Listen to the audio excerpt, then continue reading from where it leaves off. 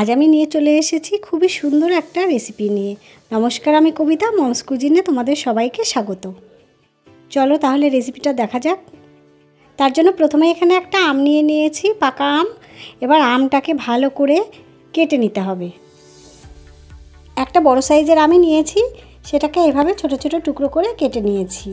এবার এই আমগুলোকে সাইড করে রেখে দেব। এখন দেখো একটা মিক্সার জার নিয়ে নিয়েছি, এর মধ্যে আমের টুকরোগুলো এর মধ্যে দিয়ে দিতে হবে। আমগুলোকে দেওয়ার পর একটা পেস্ট তৈরি করে নেব। এখন দেখো এরকম পেস্ট তৈরি করে নিয়েছি। এবার একটা বাটি নিয়ে নিচ্ছি। নিয়ে নেওয়ার পরে যে আমের যে পেস্টটা সেটা এর মধ্যে ঢেলে নেব। এবার এর মধ্যে কিছু উপকরণ মেশাবো। দিয়ে দিচ্ছি হাফ কাপ মতো সুজি, হাফ কাপের একটু কম চিনি, দেব 1 কাপ মতো ময়দা, দেব 50 গ্রাম মতো গুঁড়ো দুধ, আর দিয়ে দেব অল্প একটু লবণ। এবার দেখো একটা চামচ নিয়ে এইভাবে সমস্ত উপকরণ দেওয়ার পরে খুব ভালো করে মিশিয়ে নিতে হবে। এখানে কোনো রকম জল ব্যবহার করব না, পাকা আমটা দিয়েই কিন্তু এই পুরো মিশ্রণটা মাখতে হবে।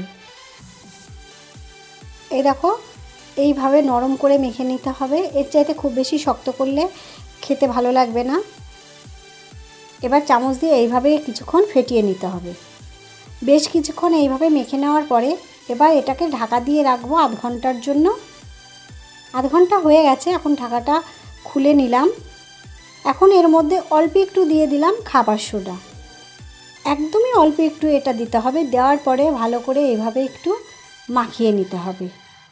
এটা মাখিয়ে বেশিক্ষণ রেখে দেব না, সঙ্গে সঙ্গে এটা ভাজবো। এবার এটাকেও সাইড করে রেখে দিচ্ছি। আর এদিকে কড়াইতে তেল বসিয়ে দিয়েছি, আর অবশ্যই সাদা তেল। এখন দেখো তেলটা গরম হচ্ছে। গরম হয়ে যাওয়ার পরে এর মধ্যে ওই মিশ্রণ থেকে ছোট ছোট বলের মতো এর মধ্যে দিয়ে দিচ্ছি। আর এটা দেওয়ার সময় কিন্তু গ্যাসের ফ্লেমটাকে একদম কমিয়ে রাখতে হবে, তা নাহলে কিন্তু পুড়ে যাবে। আমি একদম ছোট ছোট করে দিচ্ছি। এটা দেখো ফুলে ফুলে অনেক বড় হয়েছে। এবার একটা সাইড হয়ে গেছে, এখন উল্টে পাল্টে নিচ্ছি। এগুলো কিন্তু ভাজার সময় একদম লো ফ্লেমে কিন্তু এগুলোকে ভাজতে হবে, তা না হলে উপরগুলো পুড়ে যাবে আর ভেতরে কিন্তু কাঁচা থেকে যাবে, তখন কিন্তু খেতে ভালো লাগবে না। একদম আমরা যেভাবে তালের বড়া করি সেইভাবে এটা করতে হবে। তোমরা যদি চাও এর মধ্যে নারকেল কোড়াও দিতে পারো, আমি দিইনি। নারকেল দিলে আরও ভালো লাগে খেতে।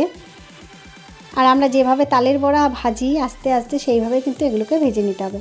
এই দেখো আমি কিন্তু এগুলোকে একদম সিমে খুব ভালো করে উল্টে পাল্টে ভেজে নিচ্ছি।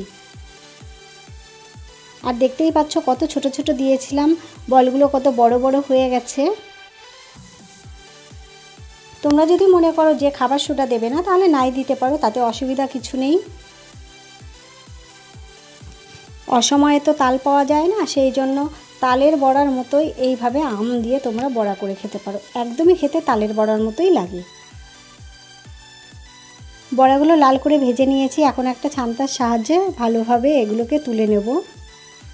ছান্তা দিয়ে তুললে তেলটা খুব ভালোভাবে ঝরে যায়, সেই জন্য আমি ছান্তাতে তুলে নিচ্ছি। বাদবাকি বড়াগুলো ভেজে নেব। আজকের এই রেসিপিটি যদি তোমাদের ভালো লাগে তাহলে অবশ্যই লাইক কমেন্ট করো।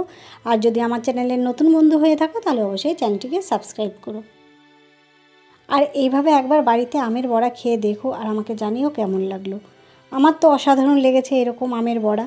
তোমাদের কেমন লাগলো তাহলে সেটা কমেন্ট করে আমাকে জানিও। আজ তাহলে এই পর্যন্তই, পরে আসবো অন্য কোনো ভিডিও নিয়ে। ততক্ষণ তোমরা ভালো থেকো, সুস্থ থেকো।